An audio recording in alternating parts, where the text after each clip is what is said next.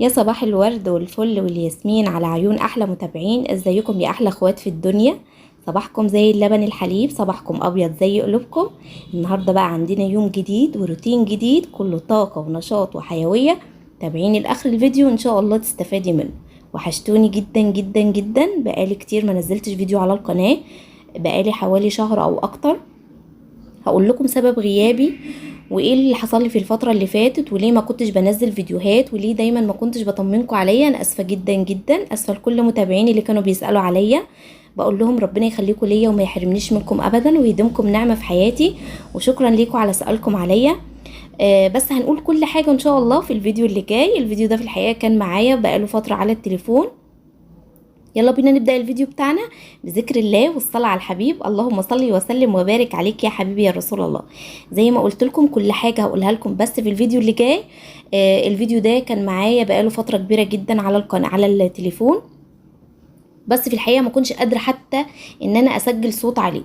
فيعني كده لما بدأت احس ان انا الحمد لله اتحسنت وكده، فقلت بقى انزل الفيديو دوت لحبايبي كده كتمهيد ان هم يفتكروني، وانا عارفة ان هم ما نسيونيش ان شاء الله.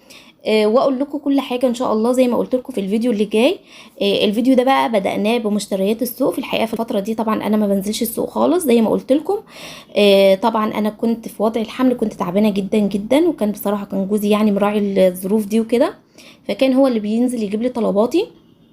لو موجود في البيت يوميها مثلا يوم السوق بيجيب لي طلباتي من السوق، ولو مش موجود بيكون مثلا بره او كده بيجيب لي طلباتي وهو جاي.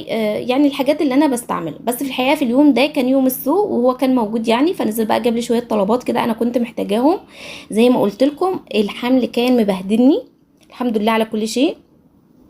وكنت اول مره اعرف ان طبعا كنت كل ما بروح للدكتوره كانت بتقول لي ان درجه حراره الحامل مع كمان الحر والفرهده اللي احنا فيها السنه دي من الحر بتبقى اعلى من الطبيعي. فزي ما انتم شايفين كده هو بصراحه كان يعني شايل عني مسؤوليه السوق دي كل اسبوع. فزي ما انتم شايفين بقى كده نزل جاب لي بقى شويه طلبات خضار وبطاطس وبتنجان وطماطم وكوسه، وكمان ليمون وتين وعنب وتفاح، وزي ما انتم شايفين كمان خيار. دي كانت طلباتي النهارده من السوق، ودي مشترياتنا النهارده. اما عن الاسعار فالاسعار كلنا عارفين ان هي غاليه الفتره دي جدا جدا. حتى الفاكهه غاليه جدا جدا جدا. يعني والله انا كنت في الصيف كان ممكن اجيب بالنوعين ثلاثه فاكهه ويعني كتير وكده، كان ممكن يكفيني بالاسبوع وبالاتنين. الفتره دي الحاجه غاليه جدا. يعني كيلو التين اللي كنا بنجيبه الكيلو ونص ب20 جنيه، الكيلو لوحده ب25 وب30 جنيه، والعنب كمان كذلك ب25 وب30، والتفاح ب30 وب35. فالحاجه فعلا اسعارها غاليه جدا جدا. فحاولي دايما ان انت تجيبي حاجات. يعني انا مثلا لما كان جوزي بينزل يجيب اقول له هات كميات قليله، يعني ما تكترش، يعني مثلا من كل حاجه مثلا كيلو، عشان الحاجة مثلا الغلو بتاعها وكده، يبقى احنا خدنا كل حاجة ودوقنا ولادنا كل حاجة، وفي نفس الوقت ما كترناش في الفاكهة وكده. زي ما انتم شايفين بقى كان عندي لحمة كده وكنت مطلعاها وكنت نقعاها، قلت بقى كده إيه اغسلها كده عشان اولع عليها. انا في الحقيقة في الفترة دي زي ما قلت لكم كنت بحاول ان انا اعمل حاجه تكفيني بالثلاث اربع ايام. يعني كنت والله العظيم بعمل الاكل ممكن يكفيني بالثلاث اربع ايام، لان عشان ما اخشش المطبخ، لان بصراحه ما كنتش بتحمل درجه حراره المطبخ مع الحمل مع قطع الكهرباء كمان. يعني الحمد لله على كل شيء. غسلت بقى اللحمه بتاعتي كده، وكمان نضفت الحوض مكانها عشان البكتيريا بتاعت اللحمه وكده، وحطيتها على النار بقى تتشوح كده. وقلت كمان اعمل حبه لوبيا، كان جوزي بصراحه طالبها دايما بيحبها، فقلت بقى كده احطها على النار كمان تتسلق. وقلت بقى كمان اغسل بقى حبه الرز بقى كده اللي انا هولع عليهم. زي ما قلت لكم انا كنت بستغل كل دقيقه كنت بقفها في المطبخ عشان ما اقفش كتير في المطبخ في الحر، لان عندي المطبخ حر جدا جدا في الصيف، رغم ان انا بحط المروحه وبفتح الشباك وبس. برضو الجو طبعا الفتره دي صعب جدا جدا، وكمان مع قطع الكهرباء يعني الوضع غير طبيعي بصراحة. الواحد بيستنى الشتاء السنة دي بفارغ الصبر. يعني انا بصراحة من عشاق الشتاء، بحب الشتاء جدا جدا، والسنة دي بقى حبيته جدا جدا جدا فوق الخيال. يعني بصراحة اكيد اي حد كان بيحب الصيف السنة دي يعني بيستنى الشتاء بأعجوبة. هنا بقى كمان كان عندي بقى شوية غسيل كده كانوا في الغسالة، قلت بقى اطلعهم كده انشرهم. زي ما قلت لكم كنت بستغل كل لحظة انا واقفة فيها. كنت تعبانه جدا، مريت بفتره صعبه قوي قوي. هقول لكم على كل حاجه، بس الفيديو اللي جاي ان شاء الله. زي ما قلت لكم الفيديو ده كان معايا على التليفون، وقلت بقى كده افكر حبايبي بيا، يعني لو كانوا نسيوني. جيت هنا بقى خلاص، نشرت بقى الغسيل بتاعي كده زي ما انتم شايفين اهو.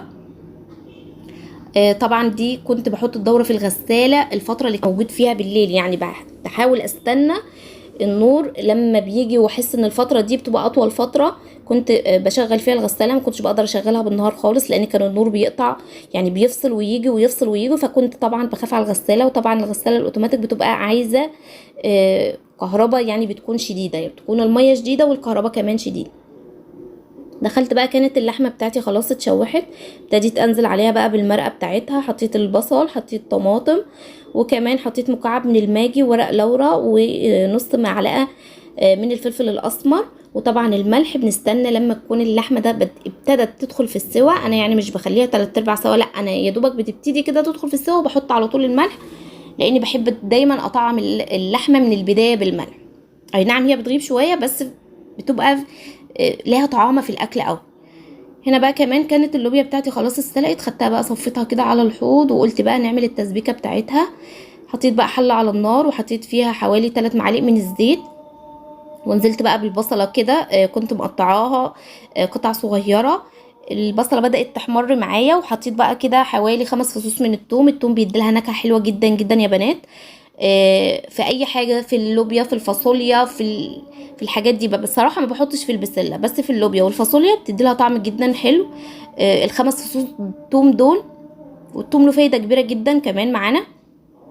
ابتديت انزل بقى بالتوابل بتاعتي. حطيت ملح، حطيت مكعب من الماجي، حطيت نص معلقه من الفلفل الاسمر، وطبعا الطماطم بتاعتي سبتها بقى ايه تتسبك كده، يعني يا دوبك تغلي كده. وابتديت انزل بقى ايه باللوبيا بتاعتي اهو.